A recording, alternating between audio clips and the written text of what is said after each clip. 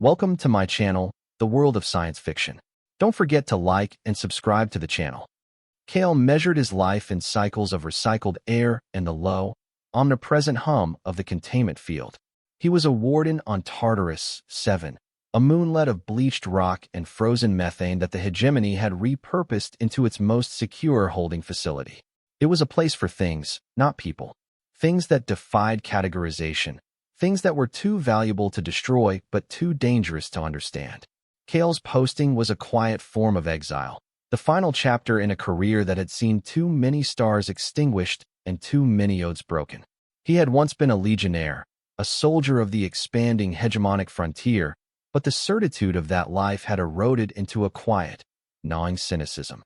Now, his duty was simple: watch the monitors, run the diagnostics, and ensure that the thing in Cell Zero remained a thing. The facility was a monument to brutalist architecture and paranoia, a jagged scar of gray metal and reinforced plasteel driven deep into the moon's crust. His quarters were a sterile box, his meals were nutrient paste, and his only companion was the silence between the hourly system reports. He preferred it that way. Silence did not lie or make promises. It was a vacuum, honest and absolute. He walked the corridors with the slow, deliberate gait of a man who had nowhere to go and all the time in the universe to get there. The other guards, younger men with a flicker of ambition still in their eyes, gave him a wide berth. They called him the ghost of Deck Gamma, a man already hollowed out by the ceaseless vigilance the prison demanded. Cell Zero was at the heart of the facility, a sphere of absolute nullification suspended in a web of energy conduits and magnetic containment rings. Inside was Subject Zero, or Lyris, as the fragmented data logs sometimes called her. The hegemony had found her adrift in the Oort cloud, a dormant chrysalis of crystalline light that had shattered 2 scout vessels before they managed to subdue it. To them, she was a potential weapon, a power source, an anomaly to be dissected. To Cale, she was just the source of the hum that vibrated through the deck plates of his life. He had never seen her directly, only as a shimmering distortion on the primary sensor display, a ghost in the machine. Protocol forbade direct observation. Protocol forbade most things that might lead to thinking. The transgression began not with a bang, but with a flicker. A plasma conduit on the moon's northern pole, battered by a century of micrometeoroids, finally ruptured. The facility's power grid stuttered, a tremor running through the station like a dying breath. Red lights washed the corridor in a hellish glow, and a synthesized voice began a calm, automated countdown for secondary power engagement. On Cale's console, the monitor for Cell Zero blared a critical warning. The null field was destabilizing, its perfect sphere warping under the power fluctuation. Protocol was clear, etched into the mind of every warden. In the event of a catastrophic containment failure, the cell was to be purged with a focused neutrino burst, annihilating whatever was inside. It was a kill switch, designed to protect the hegemony from its own collection. Cale's hand moved toward the purge actuator, his fingers hovering over the shielded red button. His training, his instinct for self-preservation, everything screamed at him to press it. It was the logical, the necessary, the safe thing to do. But he hesitated. For the first time in years, a feeling other than weary resignation stirred within him. On the sensor display, the distortion that was Lyris was no longer a gentle shimmer. It was a tight, frantic vibration, a silent scream in a language of pure energy. He saw not a weapon, but a caged animal terrified of the fire. It was an anthropomorphism, a foolish sentiment he had thought long purged from his system. Yet, it held his hand in place. He could almost feel her panic, a faint, static-laced whisper at the edge of his consciousness. It was not a voice, but a raw transmission of terror. He had spent 5 years listening to the hum of her cage, and in that time, something had passed between them, a familiarity born of shared isolation. He was her warden, but in a way, he was just as much a prisoner of Tartarus 7. Defying a decade of ingrained discipline, Cale's hand moved away from the purge control. He slammed his palm onto the manual override panel, shunting power from the life support systems on the upper decks to the containment field. It was a desperate, reckless gamble. The lights in the corridor dimmed to a faint emergency glow, and the air recyclers groaned in protest, but on his monitor, the null field stabilized. The frantic vibrations of the anomaly within slowed, returning to their placid, rhythmic shimmer. The automated voice fell silent. The red lights ceased their strobing. In the sudden quiet, the whisper in his mind returned. It was no longer a scream of terror, but a wave of something else. Gratitude. A profound, overwhelming sense of relief that was not his own washed over him. It was warm, like the first sunlight on a frozen world. And with it came an image, unbidden and vivid. A swirl of nascent stars, a nebula of impossible color, and a feeling of immense, ancient belonging. He stumbled back from the console, his heart pounding. He had done more than save a specimen. He had made contact. And in doing so, he had just signed his own death warrant. The consequences were immediate. An alarm, far more severe than the one for the power failure, shrieked through the facility. This was the one for protocol breach. His console flashed with a new message, stark and final. Unauthorized override in Sector Gamma. Warden Kale, stand down and await disciplinary action. Lethal force is authorized. He heard the clang of magnetic locks sealing the blast doors at the end of the corridor. The methodical stomp of heavy boots began to echo from the access tunnel. They were coming for him. He was trapped. His career was over, his life forfeit. He had traded everything for a flicker of sentiment, for a ghost on a screen. A bitter laugh escaped his lips. For the first time in years, he had made a choice that was entirely his own, and it had doomed him. He stood in the dim light of the control room, a cornered animal, waiting for the end. The whisper returned, stronger this time, more focused. It was not just a feeling, it was a direction, an imperative.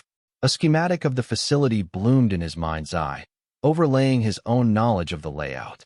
It highlighted a small, overlooked maintenance panel behind a coolant pipe near the floor. A service conduit, decommissioned for decades, forgotten by the architects and engineers who had built this tomb. It was an escape route. He looked from the panel to the containment cell's monitor. The shimmering light within pulsed gently, expectantly. A choice was being offered. Stay and die as a traitor, or trust the anomaly he had just saved and step into an unknown far more dangerous than any hegemony tribunal. The sound of boots grew louder, closer. There was no time left for deliberation. Kale ripped the maintenance panel from the wall with a grunt, revealing a dark, narrow crawlspace thick with dust and dormant cables. He gave the console one last look. He was no longer a warden. He was something else now, something unwritten. He slid into the darkness of the conduit, just as the blast door to the control room was blown open with a concussive charge. He crawled through the suffocating darkness, the mental map guiding his every turn. Behind him, he heard the shouts of the shock troopers, the hard, metallic sounds of their search. They would not think to look here, not at first. The tunnel was a relic, a ghost in the station schematics. A ghost for a ghost. He felt a new presence moving in the conduits parallel to his own. It was not physical. It was a stream of energy, of light, flowing through the station's power lines and data cables, pacing him. Lyris had freed herself. His act of saving her had given her the focus she needed to breach the weakened field from within. They were now fugitives together. The alliance was one of pure necessity. He had the physical form, the knowledge of hegemonic procedure. She had the power, the ability to see the unseen paths. He felt her presence as a constant, low thrum in his skull, a guiding hand in the labyrinth. There was no trust yet, only a shared, desperate goal, survival. He was a soldier running with a weapon he did not understand, and he knew, with chilling certainty, that if it suited her, that weapon could be turned on him as easily as it could on their pursuers. They emerged into a cavernous sublevel housing the primary atmospheric processors. The air was thick with the smell of ozone and lubricants. The vast, cathedral-like space was filled with the roar of machinery. High above, catwalks crisscrossed the darkness. The beam of a searchlight cut through the gloom. Jorik's men were already here, sealing the exits. Commander Jorik. Kale remembered him from his Legion days. A man whose faith in the hegemony was as absolute and unforgiving as a vacuum. Jorik would see his actions not just as a breach of protocol, but as a personal betrayal, a heresy against the established order. They were pinned down behind a massive turbine. A squad of shock troopers was advancing along the gantry above them, their helmet-mounted lights slicing through the shadows. There was no way out. Kale drew his sidearm, a standard-issue pulse pistol. Its charge was nearly full, but it was a pathetic weapon against armored soldiers. It was a tool for executing prisoners, not fighting a war. As the first trooper leaned over the railing, preparing to fire, the air around Cale grew cold. The low hum in his head intensified into a piercing whine. From the shadows beside him, a filament of pure white light lashed out. It did not explode or burn. It simply was. It struck the trooper's rifle, and the weapon dissolved into inert dust. The trooper froze, staring at his empty hands.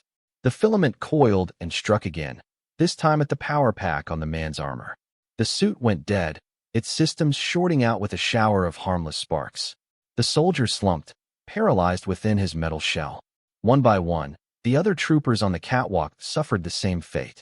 Their weapons were unmade, their armor neutralized. Lyris moved with an impossible speed and a terrifying precision. She was not killing them. She was disarming them, neutralizing them with an efficiency that was both beautiful and horrifying. She had the power to tear them apart atom by atom, yet she chose not to. It was a display of restraint that spoke more to Cale than any words could. This was not a mindless beast. It was a warrior with a code. Their escape was a blur of calculated violence and desperate flight.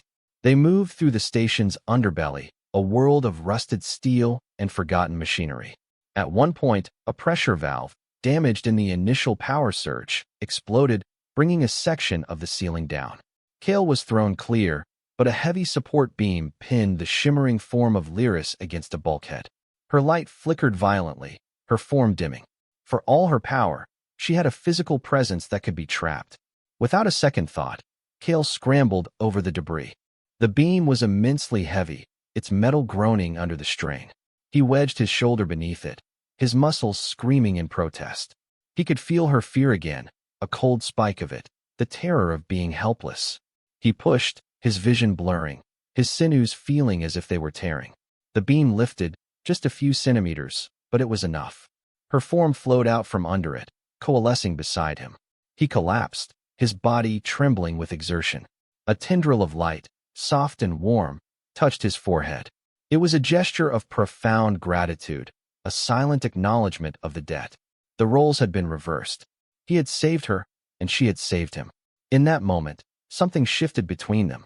The fragile alliance of necessity was tempered by the heat of shared peril, solidifying into the first, tentative bond of trust.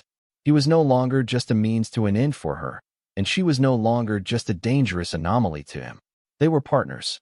Her guidance led them to the surface access hatch, a heavy circular door sealed with a maglock.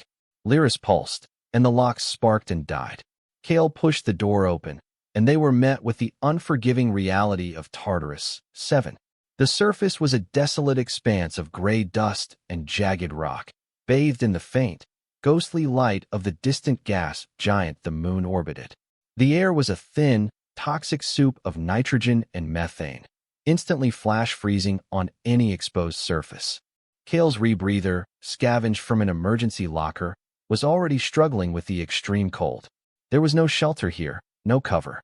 Just an endless, irradiated plain under a black sky studded with cold, indifferent stars. The mental map she provided showed their destination, a location on the far side of a deep chasm, kilometers away. It was an old, pre-hegemony survey outpost, long since abandoned and wiped from official charts. There, she promised, was their way off this rock. Their journey across the wasteland was a shared ordeal. The wind was a constant, razor-sharp gale that drove dust into the seals of Cale's suit and threatened to tear him from his feet. Radiation counters clicked a frantic, incessant rhythm.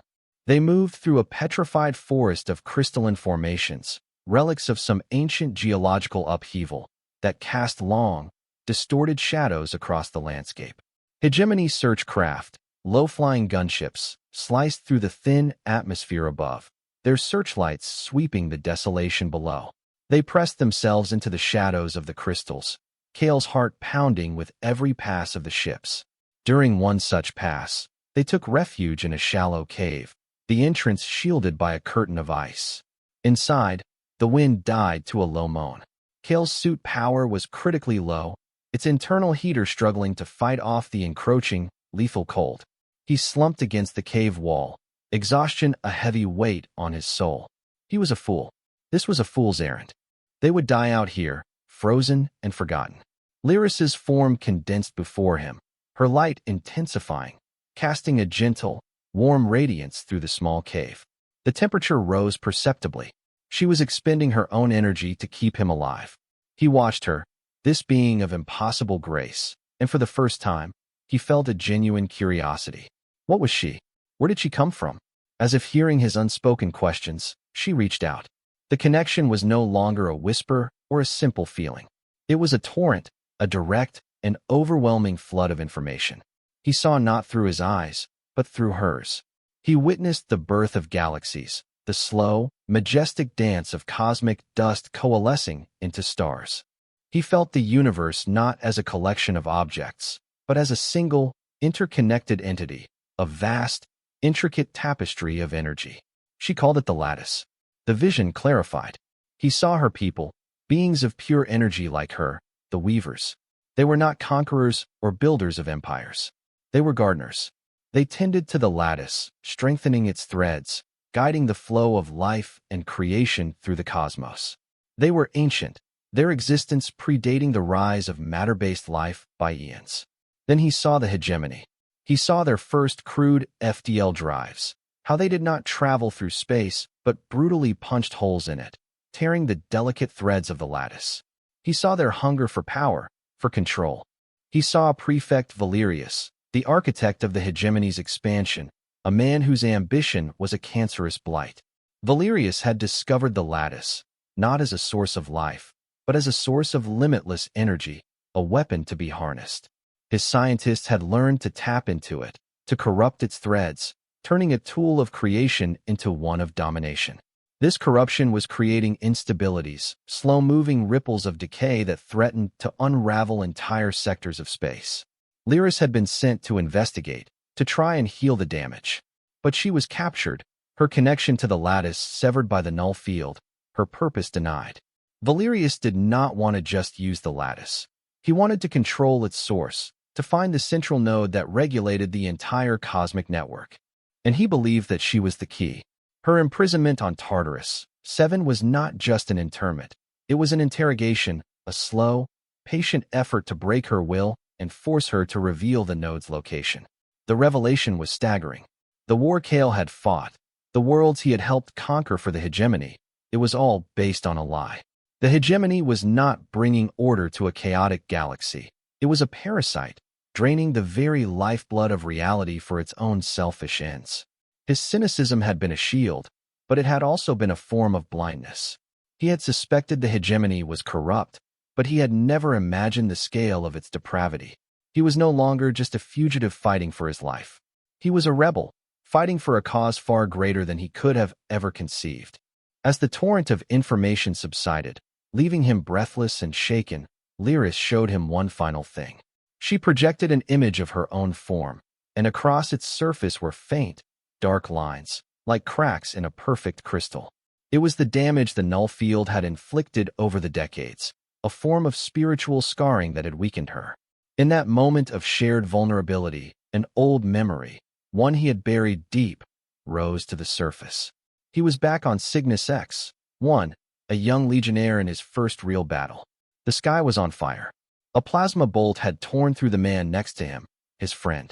Kale had been peppered with shrapnel, the searing pain in his side a fire that had never truly been extinguished. He still had the scars, a jagged, ugly map of his past failures. He did not show them to her, but he did not have to. She felt his pain, the echo of that old wound, the loss that had been the first crack in his faith. Their scars were different, one of light and one of flesh, but they spoke the same language of trauma and survival. A silent, profound understanding passed between them in the cold darkness of the cave. They were both survivors, both wounded by the same enemy. They reached the abandoned outpost at last. It was half buried in dust, a skeletal ruin of rusted girders and cracked ferrocrete. But deep beneath it, shielded from the hegemony's sensors, was the hangar. The doors were immense, sealed by a mechanism that had not seen power in millennia. Lyris placed her hand on the control panel. Light flowed from her, into the dead circuits. With a deep, groaning shudder that shook the very rock beneath their feet, the ancient doors began to part. The ship within was unlike anything Kale had ever seen. It was not a product of engineering, but of artistry. Its hull was a seamless, iridescent material that seemed to drink the light, shaped in elegant, organic curves. It had no visible engines, no weapons ports, no viewports. It rested in the center of the hangar, not so much parked as poised, like a dormant creature waiting to be woken. "That's not a ship, it's a museum," someone might have said. It was a relic of a forgotten age, a testament to a technology that treated the laws of physics as a suggestion, not a mandate. The cockpit, if it could be called that, was a single, smooth chamber. There were no controls, no screens, only a central pillar of the same crystalline material as Lyris's body. She gestured for him to approach it. As he placed his hand on the pillar, it molded to his palm, and the chamber came alive. The walls became a perfect, 360-degree view of the outside, and a stream of telemetric data flowed directly into his mind. The ship was a part of the lattice, a vessel designed to sail on its currents. He felt a jolt as the ship's systems integrated with his consciousness. He was the pilot. He understood. He willed the ship to life. There was no roar of engines, no thrum of power. There was only a profound silence, a sense of immense potential being unleashed. He turned the key, not a physical key, but a key of will and intent, and as the ship lifted from the hangar floor, the very fabric of space-time seemed to bend around them. For a moment, the stars visible through the chasm above seemed to flicker and dim. The galaxy dimmed a notch. They rose from the moon's surface like a phantom, silent and unseen. But their departure did not go unnoticed. The sheer energy release of their activation, however brief, was a flare in the darkness that the hegemony's deep-range sensors could not miss. Almost immediately, alarms blared in Kale's mind, relayed by the ship's senses. A hegemony battle group, led by the flagship Indomitus, Jorik's personal vessel, was vectoring to intercept. The chase was on. Jorik's voice, cold and filled with righteous fury, crackled across an open channel. "Traitor Kale, you are in possession of hegemonic property. Surrender the asset and yourself, and I will grant you a swift execution." Kale ignored him, pushing the ancient vessel to its limits. The hegemony ships were fast, brutal instruments of war, but they were bound by conventional physics. Kale's ship danced. It didn't fly, it flowed, weaving through the asteroid field that surrounded Tartarus VII's parent planet. Plasma bolts tore through the space where they had been moments before. Concussion missiles detonated, shaking the ship with rippling shockwaves. Kale was a legionnaire again, the instincts of combat taking over. He twisted the ship through an impossibly tight maneuver, using a massive asteroid as a shield. He felt Lyris's presence beside him, calm and focused, feeding him tactical information, highlighting structural weaknesses in the pursuing ships, predicting their firing solutions. But there were too many of them. The Indomitus was a predator, relentless and powerful. Jorik was a zealot, and his fanaticism made him a dangerously unpredictable opponent. A lucky shot from a smaller frigate struck their aft section. The ship shuddered, and the perfect view of the stars flickered. They were damaged. They could not outrun them forever. With a final, desperate surge of will, Kale plunged the ship into the swirling, turbulent atmosphere of the gas giant below. They were safe, for the moment, hidden within the crushing pressures and lightning storms of the colossal planet. But it was a temporary reprieve. As the ship automatically began its repairs, Lyris showed him another vision, a projection of the future should they fail. It was not a guess. It was a probability calculation based on her understanding of the lattice. He saw Valerius on the bridge of his command ship, the Apex, a vessel so vast it was a moving city. He saw Valerius finally capture Lyris, extract the location of the node from her, and corrupt it. The vision accelerated. He saw entire star systems collapsing as the lattice tore apart. He saw worlds consumed by black holes born of unstable reality. He saw the hegemony, armed with the ultimate power of creation, becoming a galactic cancer, consuming everything in its path until only a cold, silent void remained. The war was unwinnable. Even if they destroyed Jorik's entire fleet, even if they somehow managed to kill Valerius, the hegemony was too vast, its momentum too great. They were treating a symptom, not the disease. The only way to win was to ensure that no one could ever again use the lattice as a weapon. The ship's repairs were complete. As they hung suspended in the violent beauty of the gas giant's clouds, Lyris presented the solution. It was not a plan of attack, but of sacrifice. The central node of the lattice was not just a control hub. It was a living entity, a nexus of cosmic consciousness. It required a regulator, a guardian, to maintain its balance. The last guardian had faded eons ago, and the node had been left in a state of delicate, dormant equilibrium. Valerius's corruption was like a poison, slowly overwhelming its natural defenses. A new guardian was needed. Someone would have to physically and spiritually bond with the node's core. This bond would be absolute and irreversible. The guardian's consciousness would merge with the node, their individual identity dissolving into the greater whole. They would become the living firewall, the incorruptible anchor that would not only sever Valerius's connection, but seal the node from ever being manipulated again. FTL travel based on the lattice would cease. The hegemony's power would be broken, but the one who made the sacrifice would cease to be. They would become a silent, eternal sentinel, their existence defined by a single, unending duty. Lyris could not do it. Her nature was to weave, to create, to move along the threads of the lattice. To anchor herself would be a violation of her very being, like asking a river to become a stone. She was a creator, not a warden. But Kale was a soldier. He understood duty. He was a man who had already lost his identity once, who was adrift in a life without purpose. He was a warden. The role fit him like a shroud. The impossible choice was laid bare before him. His life, his very self, in exchange for the life of the galaxy. He looked at the swirling clouds outside the ship, at the vast, impersonal beauty of the cosmos. His life on Tartarus 7 had been a slow death, a gradual fading into nothingness. This was a different kind of death, a different kind of nothingness. But it had meaning. It was an end with a purpose. All his cynicism, all his weariness, fell away, leaving only the cold, hard clarity of the soldier he had once been. A soldier's purpose is to protect. He did not wrestle with the decision for long. The internal conflict was a brief, silent flare in the quiet of his soul. He had been running from a death without meaning for years. Here was a chance to embrace one that mattered. He thought of the men he had seen die for the hegemony's lies, of the worlds he had helped subjugate. This was not redemption. He did not believe in such things. But it was a form of balance. An act of penance paid not to a god or a government, but to the fabric of reality itself. He did not speak. There were no words for a decision of this magnitude. He simply turned his attention back to the ship's controls, the mental interface.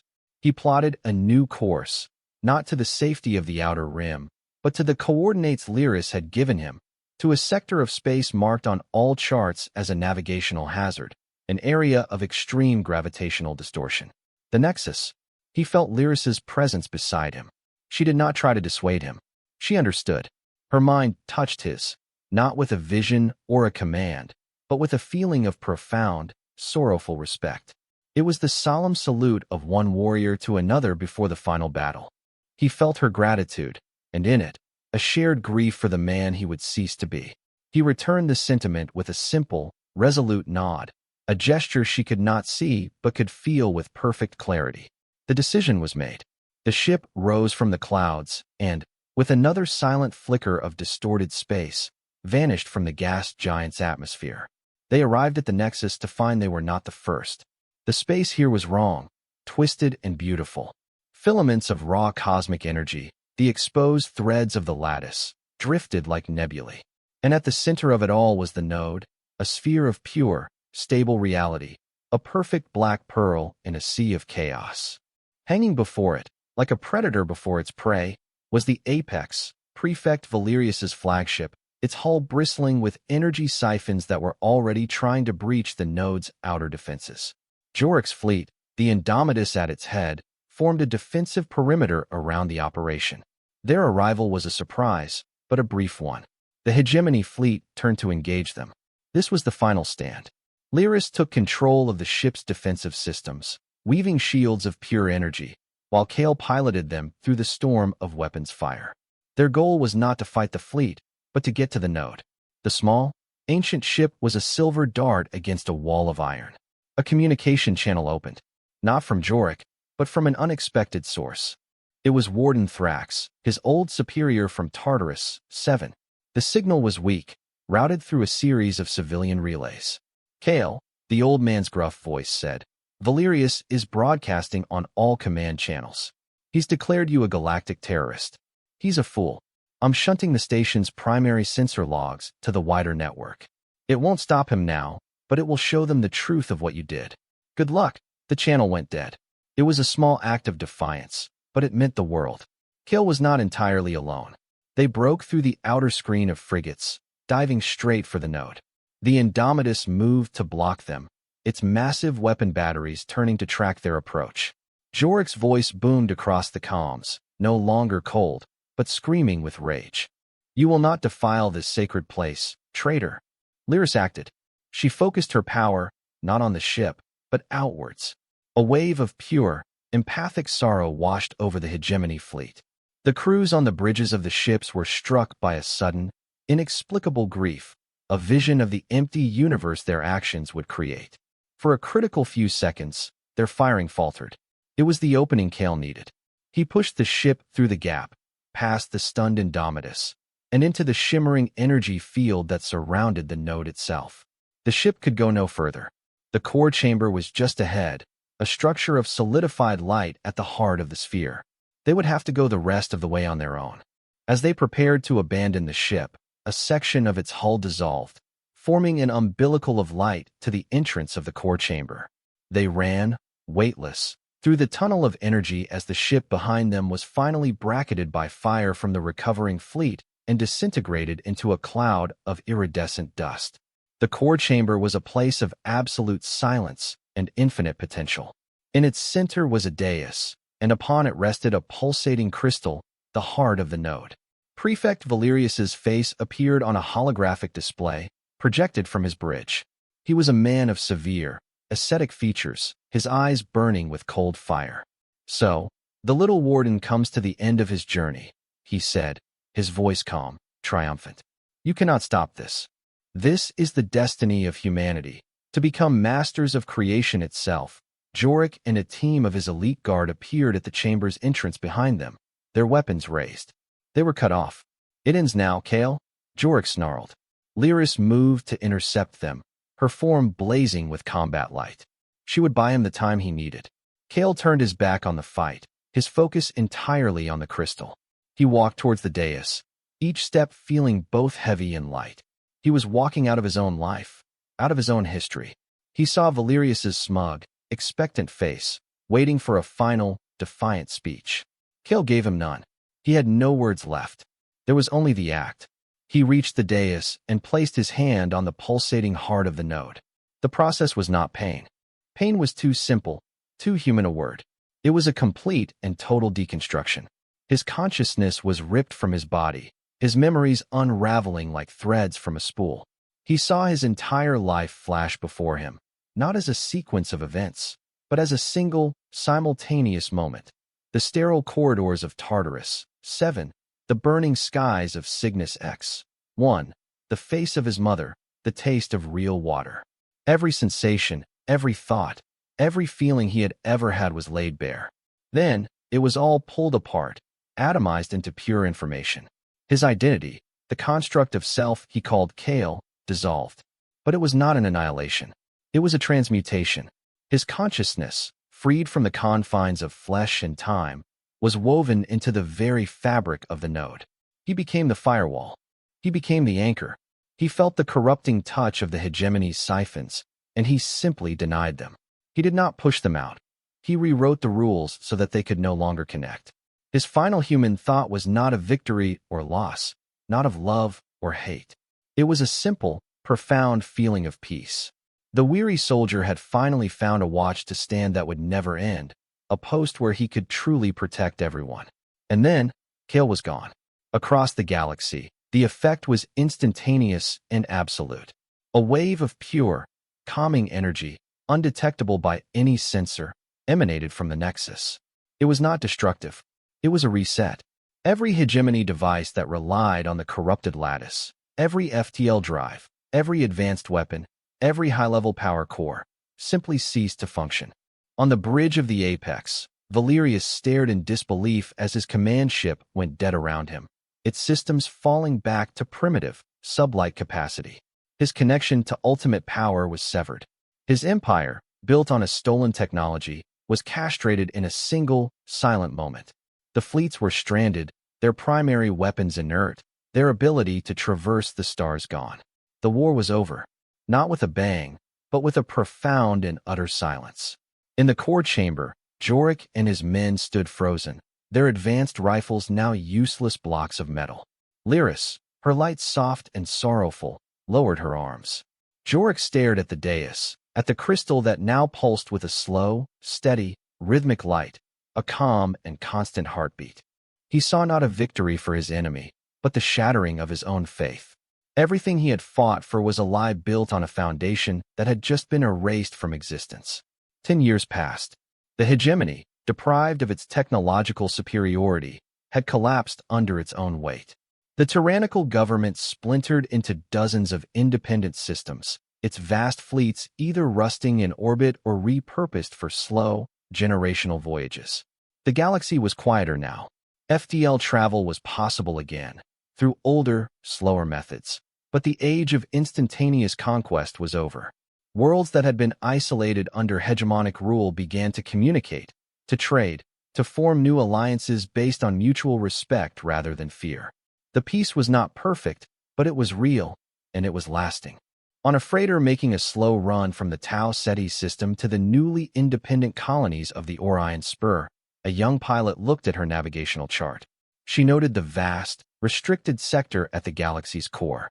It was marked on all charts, old and new, with a simple, solemn warning, the Warden's Heart. Navigational Nexus. All access forbidden to her. It was just a name on a map, a place to be avoided. She did not know the story behind it, but she, like everyone else in the galaxy, lived in the peace it had created. At the Nexus, the node continued its steady, silent pulse. It was now a site of pilgrimage, a sacred place guarded by a new galactic concord. Lyris stood before the core chamber, which had been left untouched, a permanent memorial. She was no longer a fugitive, but an ambassador, a wise elder who helped guide the fledgling worlds in their new era of cooperation. She looked at the crystal, at the heart of the node, and she felt him. He was not Kale anymore, not a man, but a presence, a vast, silent consciousness that was the node itself. He was the calm, the balance, the unyielding integrity that kept the lattice safe. He was the eternal warden. She reached out, not with her hand, but with her mind, a silent communion of respect and remembrance. The light from the crystal pulsed once, a gentle, steady beat in response. His sacrifice was not forgotten. It had become the quiet, invisible foundation upon which a new, better galaxy was being built.